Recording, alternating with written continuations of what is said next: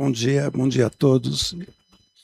É um prazer enorme conversar um pouco sobre o que eu tenho pensado a respeito dessa dimensão da obra de Ortega, que ele partiu já por volta de 1930, 32, em Goethe desde dentro, mas também um pouco antes, sobre aquilo que ele definiu como a reforma da inteligência. E a ideia da inteligência, em Ortega, está associado à questão da chance, à questão do acaso. E eu vou tomar como ponto de partida uma citação que ele nos apresenta nesse livro de 32. Para Ortega, a inteligência humana é uma questão de acaso, de azar. Não está em nossas mãos. Tem o caráter de inspiração, de um derramamento casual e descontínuo. Nunca sabemos se, num determinado caso, seremos inteligentes, nem se o problema que precisamos resolver com urgência será solucionado pela inteligência. Não é, portanto, um hábito, no sentido aristotélico, algo que se tem e que, de certa forma, se é. Parece ser algo que nos acontece. Um fenômeno da natureza, ele chama de epignomeno. É um termo, eu acho que é grego. Nessas condições, não se deve pedir à humanidade que coloque seu destino em uma carta tão aleatória. Não, que outros poderes mais certos se encarreguem do que geralmente é considerado a seriedade da vida coletiva, da vida pública coletiva.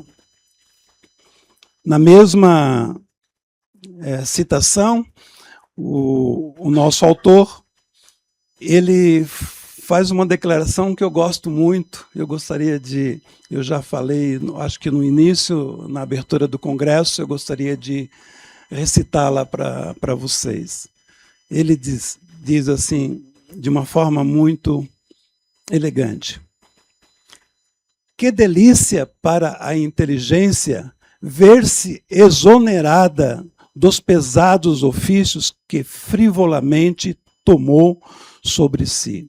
Que delícia para ela não ser levada a sério e vagar livre, libérrima de seus pequenos deveres.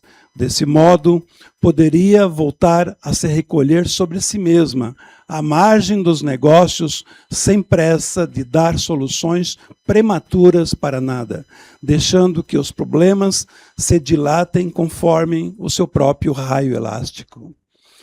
Que deleite deixar todos passarem à frente, o guerreiro, o sacerdote, o gerente de indústria, o jogador de futebol, e de tempos em tempos disparar sobre eles uma ideia magnífica, exata, bem amadurecida, toda cheia de luz.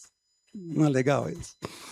Bom, eu faço aqui um contraponto de um outro pensador que eu tenho trabalhado, Paul Valéry, um poeta francês, que ele, no seu ensaio sobre o governo da máquina, ele faz algumas perguntas que eu acho que são bem adequadas para o nosso tempo.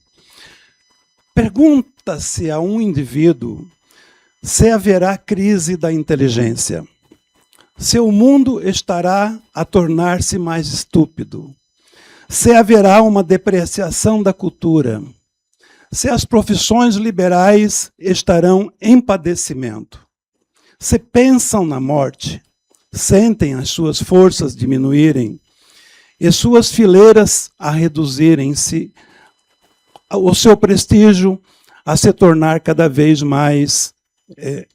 menor, a sua existência cada vez mais ingrata, precária, limitada.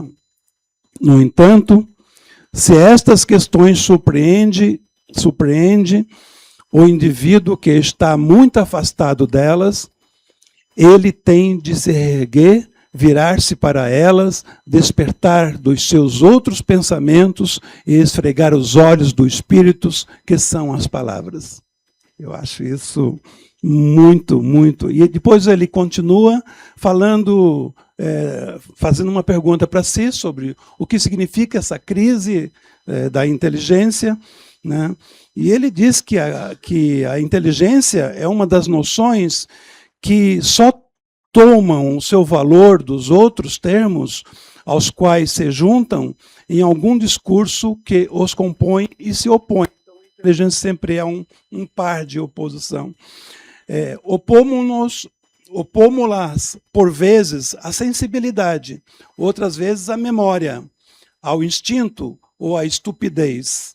Ora, é uma faculdade, ora, é um grau dessa faculdade. Por vezes, também é associada ao todo do próprio espírito, a partir do qual lhe damos a vaga tonalidade de todas as propriedades. Bom, a citação continua, e eu vou começar a minha apresentação sobre o Ortega Educador, o Ortega Inovador, na continuação do Ortega Educador, que foi destacado na conferência da professora, minha orientadora, Margarida. E eu vou retomar aqui a partir desse contexto sobre a crise da inteligência, uma referência que aparece em A Desumanização da Arte, na tradução do nosso querido, que não está presente ainda, né? Não está, né? O Araújo não está presente, não, né? Mas ele fez uma tradução da Desumanização e, em alguns momentos, o Ortega, nesse ensaio, ele escreve: tal situação da inteligência impõe uma retirada das alturas sociais, um recolhimento sobre si mesma.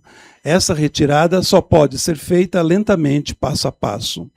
O intelecto interveio demais em coisas em demasiadas coisas, para que possa subitamente desertar. Mas a nova trajetória não pode oferecer dúvidas. É preciso tender que as minorias intelectuais expulsem de sua obra todo o pathos político e humanitário e renunciem a serem levadas a sério pelas massas sociais. Dito de outra maneira, convém que a inteligência deixe de ser uma questão pública e volte a ser um exercício privado em que as pessoas espontaneamente sejam interessadas e se ocupem por elas. Eu acho que aqui tem uma percepção, primeiro, do contexto da crise da inteligência, da crise das vocações, na crise das profissões, desde a emergência do homem-massa, e é nesse contexto que o tema do Ortega Inovador ele aparece no projeto mais de fundo, mais de longo alcance desse pensador original.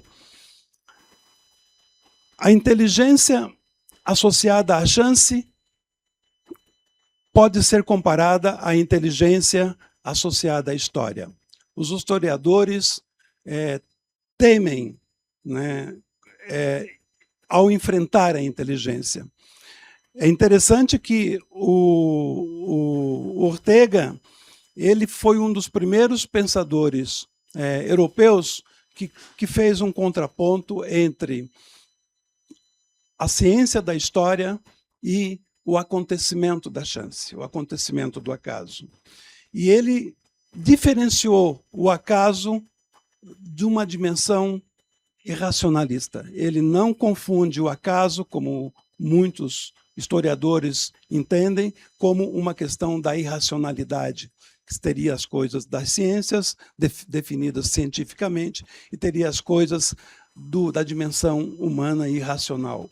Ortega ele recoloca o tema do acontecimento, do acaso, do azar, ou da chance, das possibilidades, num outro patamar. E isso torna é o pensamento do Ortega, a filosofia dele, uma resposta à desorientação atroz dos nossos tempos. E, nesse sentido, a filosofia orteguiana é inovadora, porque possibilita uma nova distribuição de forças, uma nova distribuição de riquezas, uma nova distribuição de afetos e devires. Inovar na orientação, ampliar as possibilidades e as capacidades, as chances de vidas, em todas as situações e comarcas da vida humana, utilizar os dispositivos da inteligência e sensibilidade e nas tecnologias, mas também tendo em vista passar de uma perfeição menor a uma perfeição maior, transformar dificuldades em facilidade. Isso é uma questão de inteligência. A minha ideia de inovação, eu escrevo isso junto com o projeto, o Programa dos Inovadores, dos Filósofos Inovadores, é uma ideia, eu defino como bem pós-antiga. A inovação tem a idade do ovo, ou seja, o homem, o humano, ele é, por excelência, e essa é a dimensão da excelência humana que contrapõe ao homem-massa, um inventor, um criador.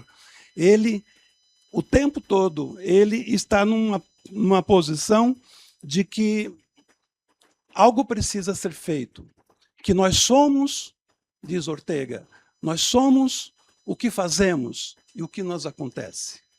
Isso é muito importante porque isso demarca o programa orteguiano de filosofia para a vida inteira. Não apenas para a história, mas também para a dimensão espiritual e artística do humano. A inteligência não é algo que se tem, ou se é, mas que se faz, que se cria, algo que nos acontece, que nos chega de repente, um evento, um invento, uma descoberta, uma resposta feliz. Não é um hábito ou algo que se fazemos automaticamente, mas que exercitamos como esportistas. Essa dimensão esportista do pensamento do Ortega é muito interessante, porque isso ele escreveu nos 1910, 1920, no contexto das primeiras Olimpíadas, e ele compara, e nessa questão que a Margarida falou antes, que na mesma missão na universidade, onde o Ortega contrapõe, né, a vulgaridade à atitude, ao gesto de estar em forma.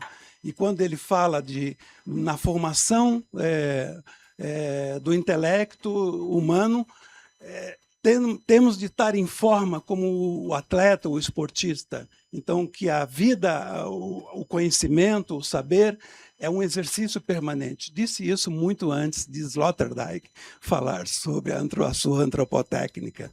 E muito antes de muita gente, porque, inclusive, na questão do poder da política, eu acho que aí tem uma confusão grande e uma leitura enviesada do Ortega nas suas visões de república, de democracia, quando ele associa o Estado como um Estado esportista, o Estado que gera um movimento, que cria saídas, que cria soluções, e dá uma outra dimensão para o político, para o governante.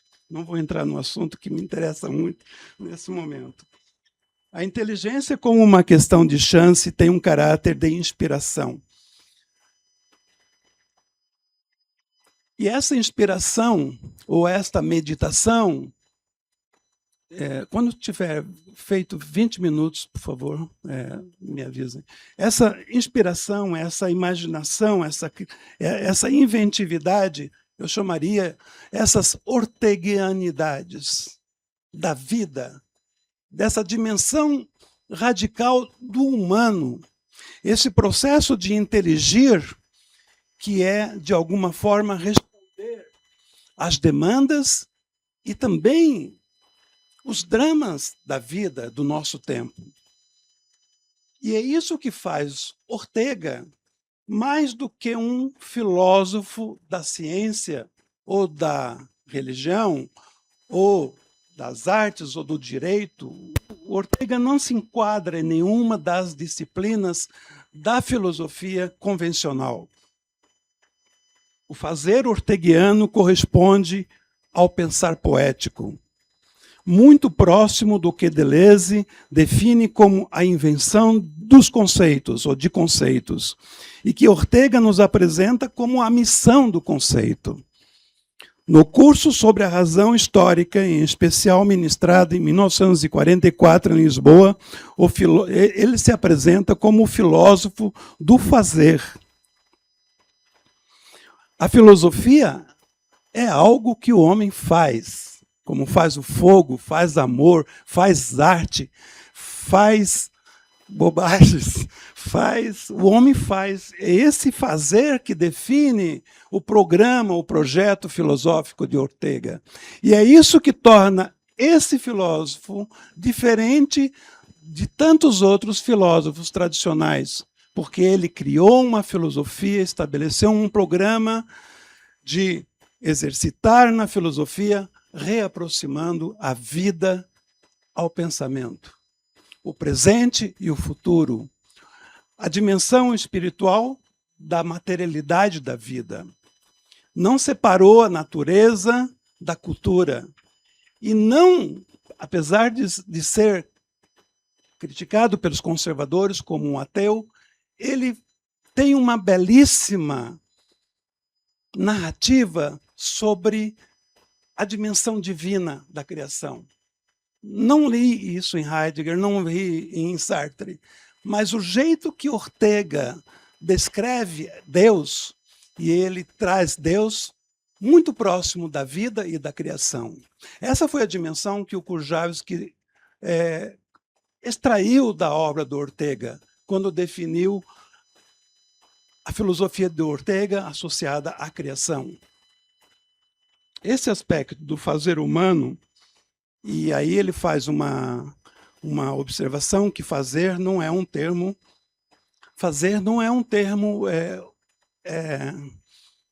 genuinamente espanhol.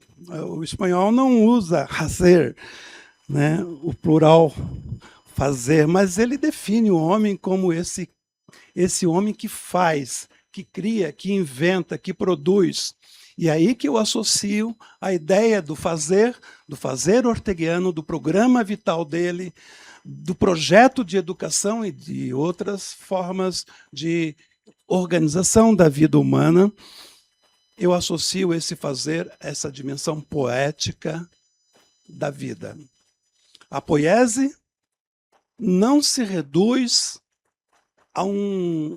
a versos que são recitados.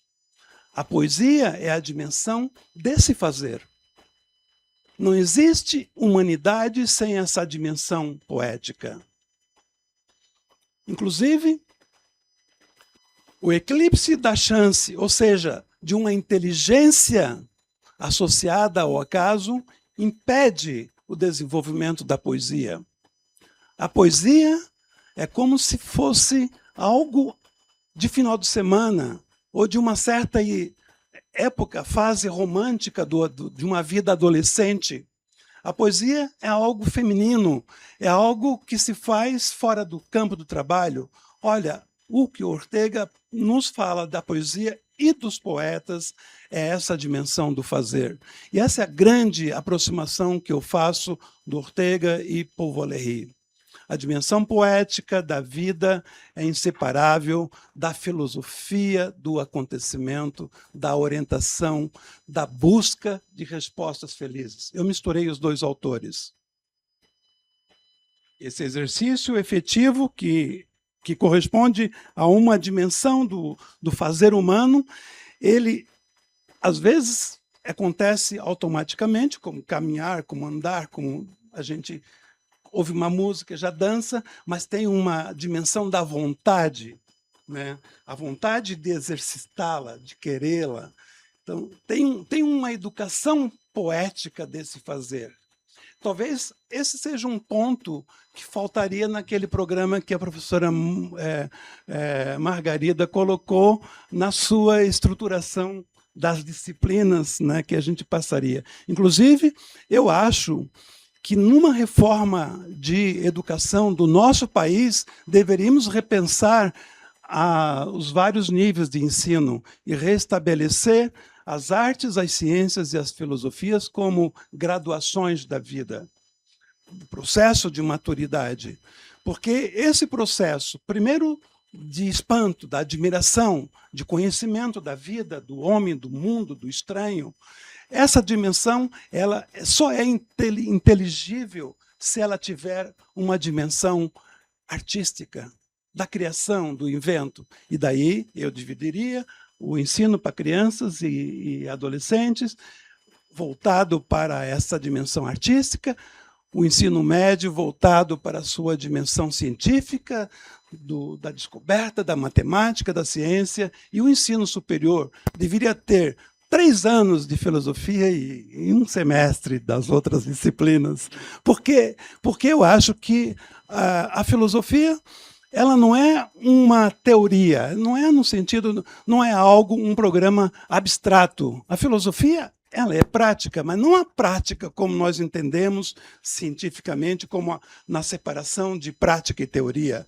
A prática da filosofia é justamente esse processo de ensimesmamento, de descoberta de si, de sair-se e ir ao encontro do outro, e também, aí eu cito outro poeta, o Fernando Pessoa, que fala que, embora sejamos tão solitários na nossa vida, que a vida é dramática, nós precisamos outrar-se. Quer dizer, eu não estou conjugando corretamente, mas né, Pessoa é o poeta do outrar-se. Outrar-se é essa dimensão, porque esse ensimesmamento significa me posicionar o tempo todo diante do outro. E aí tem um debate rico do Ortega e que faz muita diferença a sua ausência nos campos e nas escolas desse país, também nas mídias, sobre a dimensão do perigo, né? Sobre um reposicionamento do humano diante do outro e dos outros, que a vida não é somente ensimesmamento ou a dimensão pessoal, a vida também é alteração. Nós somos, né, o homem e os outros, faz parte do sentido da própria humanidade. E por isso, e aí eu vou encerrando, entre esses fazeres, que seriam desafios permanentes nas formações, e não somente uma formação crítica, mas também uma formação cívica, uma formação que evite que seja cínica, que seja hipócrita, entende? Uma formação de mentiras, uma formação de faz de conta, de promessas que nunca serão cumpridas. Essa dimensão da formação poética, para mim, seria uma das exigências de um programa de formação de uma rede de estudos orteguianos. Para a gente não separar essas dimensões da vida, do espírito, da matéria, a dimensão da vida pessoal, que é traduzida muitas vezes como privilégios, coisas dos burgueses, coisas dos ricos, e fazendo o contraponto com os pobres. Eu não tenho nenhuma queda, nenhuma orientação para uma perspectiva apocalíptica da vida e do futuro das humanidades. No entanto, eu gostaria de levantar uma questão sobre o entendimento e a nossa pedagogia filosófica de um pensamento ou de um estudioso que se propõe a ser orteguiano.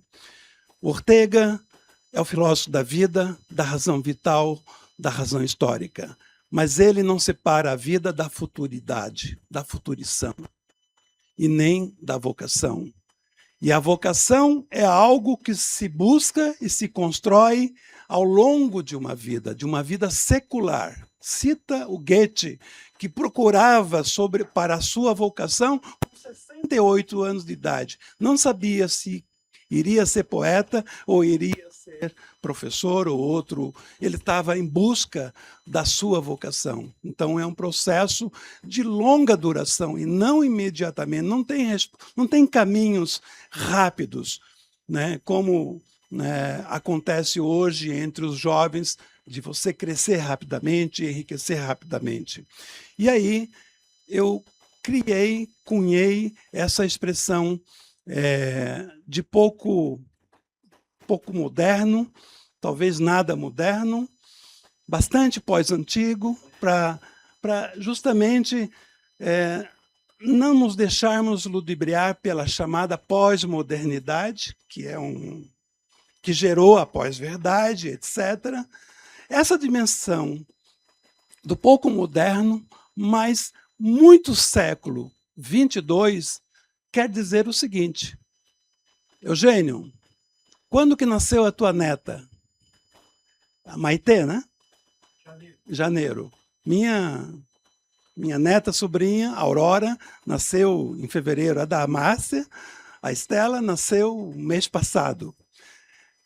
Os nascidos em 2025, numa visão secular, intergeracional, essa criança, esse neném, terá 73 anos em 2098. Nós estamos vivendo 2098. Nós somos a geração de 98, do século seguinte. Como Ortega foi da geração do Spinoza, que fez da ideia de que filosofia é o amor intelectual, essa partilha do intelecto. Isso que eu chamo, na minha pesquisa, de uma inteligência doadora de chances.